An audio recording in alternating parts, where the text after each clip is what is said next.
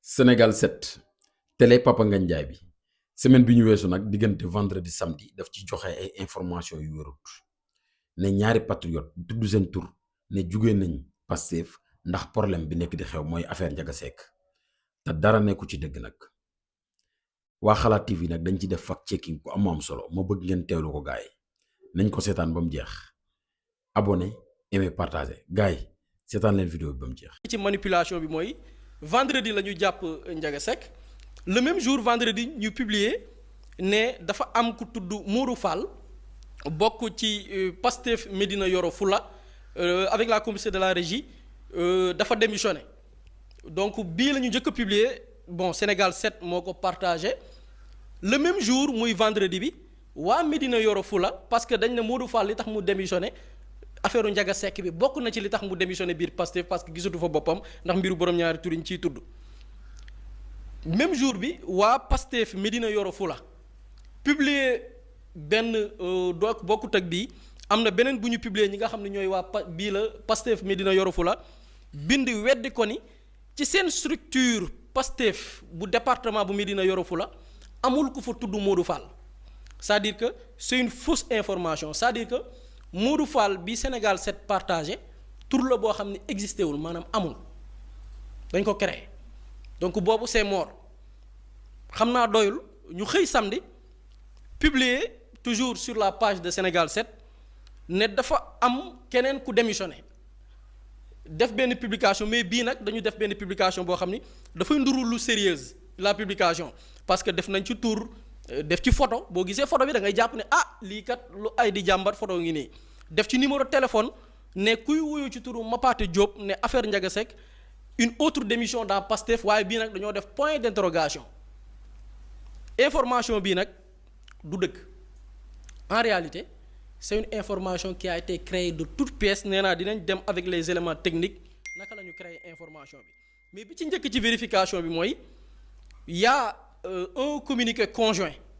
ñaari Pastef muy Pastef Guinaw Rail Nord ak Pastef Guinaw Rail Sud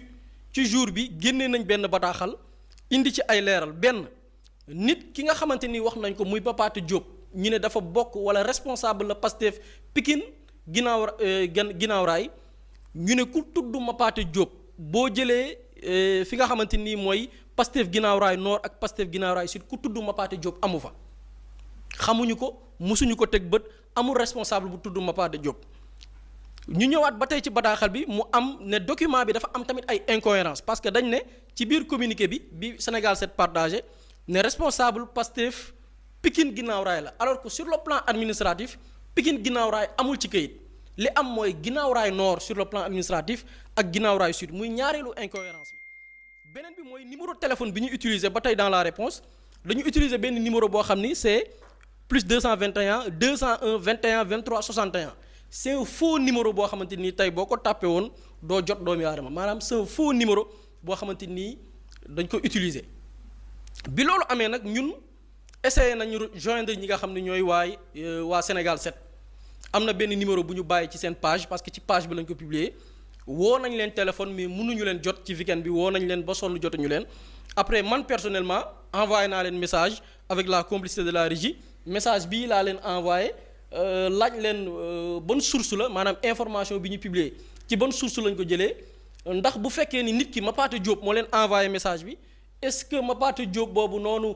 dafa am benn document boo xamante ni wala échange bi wane ni moom la wala bu fekkee ni information boobu noonu ci moom la jógee Mapaté Diop nañu jox numéro Mapaté Diop ñu mën koo woo waaye gis nañ ni boobaak tey amuñu réponse peut-être même numéro bi baaxul peut-être mais ba tey amaguñu réponse de la part de Sénégal 7 mais bi ñu paree loolu essayé nañ sax jéem a xool Pam Ngagne Ndiaye mais amuñu numéro am parce que Pam Ngagne Ndiaye moom Sénégal 7 il est le propriétaire mais peut-être comme que moom dégg nañ ko benn jour mu ne lañ fay def yoonam nekk ko ci peut-être ñu bañ a tooñ essayé wuñ woo ko pour xam information bi ñoom média bi fan la ko jëlee mais ñun def nañ suñuy vérification en réalité bi ñu defee suñuy vérification Mapaté Diop existé wul amul ni ko lañ ko defee nag mooy dañu utiliser parce que pour donner crédit pour jox information bi solo dañu utiliser benn photo léegi nañu ànd ak sénégalais ñu xool ñun jël nañ photo bi avec la complicité de la régie roñe ko maanaam procédure bi pour nit ñi bu ñuy def seeni propre recherche ba am photo bi ñu roñe ko enregistré ko dem utiliser beneen outil bu ñu naan Google c'est très simple du ay techniques yu garaaw insérer recherche image da ngay def recherche par image ci icône photo bi def importer fichier bi ñu dem importer photo Mapaté Diop kiñ ne mooy Mapaté Diop ñu cliquer double clic importer image bi di ngeen gis ni photo bi ñu utiliser mooy photo bi ngeen di gis ci seen côté gauche Jeune Afrique publié woon ko ñu cliquer ci lien bi bu ñu cliquer ci lien bi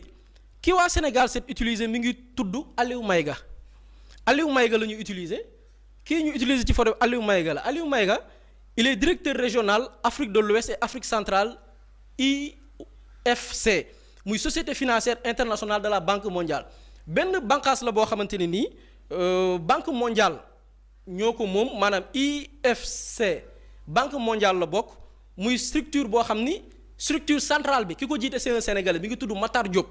nekkoon fi ministre de l'économie et des finances jamonoy président Abdoulaye Wade mais jamono ji Aliou Maïga moom mooy directeur régional maanaam boo jëlee zone Afrique de l'Ouest ak Afrique centrale Aliou Maïga bii moo nekk directeur ñi nga xamante ni nii ñooy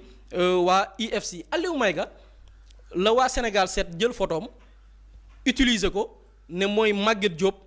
alors que tuddul Maguette Diop photo jàmbur la ñu jël illustré ko xam naa Aliou Maïga lii bu ko yëgee dina ci porter plainte utiliser image am di ci véhiculer une fausse information yamuñu rek ci li nga xamante ni nii mooy la vérification par l'image mais am na ay outils IA même le texte bi ñu defee suñu vérification même texte bi ñu utiliser texte bi dañ ko générer grâce à l'intelligence artificielle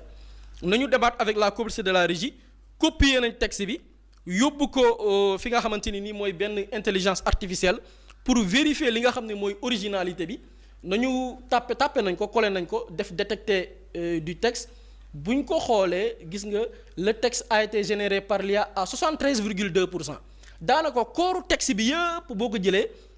ChatGPT la ñu utiliser mu générer leen li nga xamante ni nii mooy texte bi donc c'est une information fabriquée créée de toutes pièces maa ngi gis ci communiqué bi sax ñu ne